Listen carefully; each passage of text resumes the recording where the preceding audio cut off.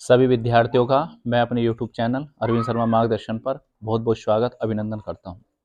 मित्रों, हमारा संस्कृत प्रकरण में संस्कृत अनुवाद चल रहा है और इसके बाद हमने आपको विभक्ति रूप कराएं और विभक्ति में आपको अकारांत हमने राम कराया, फिर उसके पश्चात हमने आपको इकारांत हरि कराया। ये पुल्लिंग कई हैं और आज हम उसी कड़ी में उकारांत आपको रूप कराने जा रहे हैं, उकारांत गुरु के। तो उन्हीं रूपों को आप बहुत ध्यान से देखना है, ठीक है। तो हमारे एकारांत हो जाएंगे, इकारांत हो गए और आज हमारा उकारांत चलेगा। तीनों पुल्लिंग शब्दों के रूप हमारे ये आज पूरे कंप्लीट हो जाएंगे। आप देखेंगे इनको ध्यान से। संस्कृत शब्द रूप गुरु उकारांत। गुरु माने यानी कि अध्यापक, जो गुरु जी हैं उनका इसमें शब्द रूप बन रहा है। ठीक, ये गुरु के अध्यापक के पुल्लिंग में चलेंगे।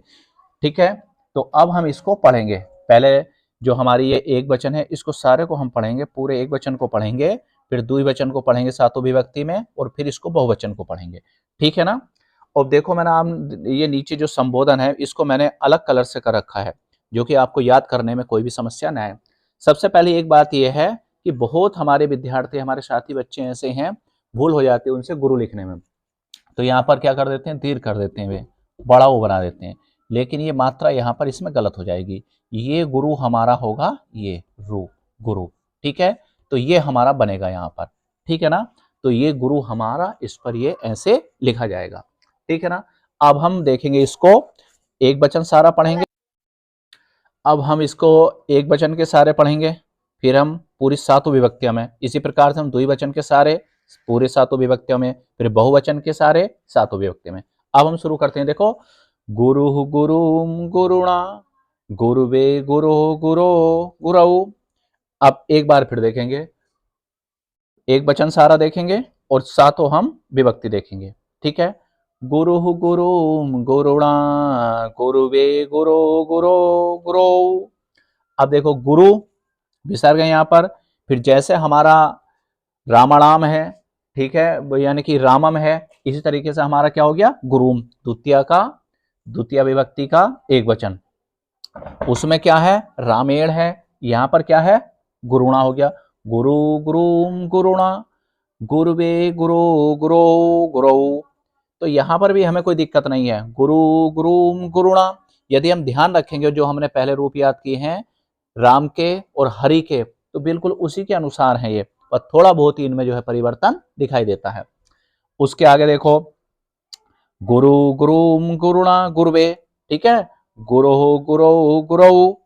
अब आते हैं हम द्विवचन में, कहें कि प्रथमा व्यक्ति यानी कि सातों विभक्ति में और द्विवचन, गुरु गुरु।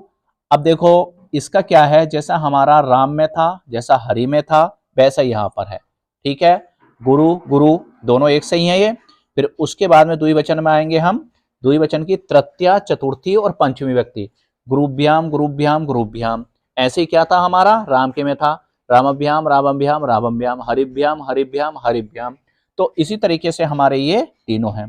ठीक है ना, ये तीनों हैं हमारे, गुरुभ्याम गुरुभ्याम गुरुभ्याम। फिर आएंगे हम षष्ठी में, षष्ठी में भी एक होंगे, ये षष्ठी में भी क्या हो जाएंगे, ये एक हो जाएंगे। षष्ठी और सप्तमी दोनों, गुरुवो गुरुवो। ठीक, गुरुवो गुरुवो। आगे फिर हमारा बहुवचन, गुरुवः गुरून् गुरुभिः, गुरुभ्ये गुरुभ्ये गुरुणाम गुरुषु। बिल्कुल एकदम आराम के साथ मस्त होकर पढ़ेंगे आराम से, तो हमारा ध्यान भी इधर लगेगा। अगर हम आराम से पढ़ेंगे, अपने माइंड पर इतना प्रेशर ना डालो, इतना मतलब कि जोर ना डालो मस्तिष्क पे, बिल्कुल आराम से पढ़ो। गुरुवः गुरून् गुरुभिः, गुरुभ्ये गुरुभ्ये गुरुणाम गुरुषु। ठीक है ना, तो इस तरीके से आप इनको याद कर सकते हैं।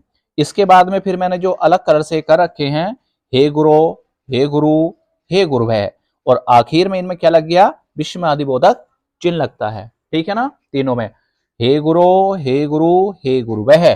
ठीक, इनको हम बाद में याद कर लेंगे, या इनके साथों साथ भी याद कर सकते हैं। आप अपनी सुविधा के अनुसार इसको याद कर सकते हैं। एक बार और मैं इसका दोहरान कराऊंगा, सभी बच्चे ध्यान से देखेंगे।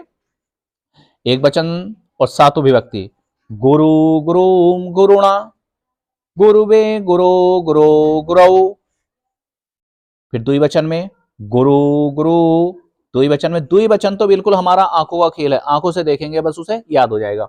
एक वचन द्विवचन ऐसा मतलब कि प्रथमा विभक्ति और द्वितीय विभक्ति एक हो गई द्विवचन की, फिर तृतीया चतुर्थी और पंचमी एक हो गई, गुरुभ्याम गुरुभ्याम गुरुभ्याम, मस्ती के साथ याद करेंगे एकदम याद होगा।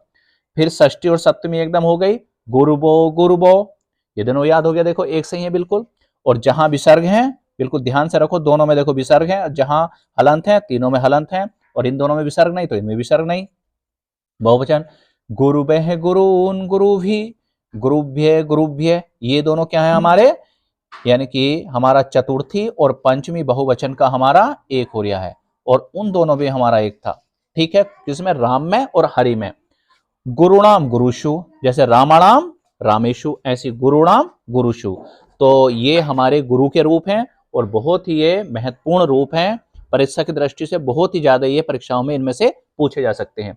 प्रश्न देखो क्या बनता है इनमें, इनमें प्रश्न जैसे बनेगा आपको, अधिकतर ये प्रथमा यानी कि चतुर्थी विभक्ति का एक वचन पूछेगा कि चतुर्थी विभक्ति एक वचन में गुरु का रूप क्या बनेगा, ये बनेगा गुरुवे। क्या बनेगा, गुरुवे, यानी कि ये ऐसे लिखा जाएगा, रै लिख लेगा इसमें, ये वाला रै गुरुवे बनेगा, ना कि ये कभी ऐसे कर दो आप, ये वाला क्या हो जाएगा आपका, रोंग हो जाएगा, गलत हो जाएगा। तो क्या लिखा जाएगा, गुरुवे।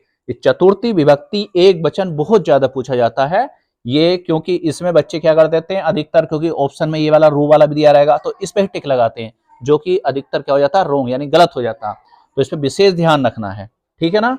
अब आपसे पूछ लिया पंचमी विभक्ति के बहुवचन में, पंचमी विभक्ति के बहुवचन में क्या होगा, गुरुभ्य होगा, ठीक है ना।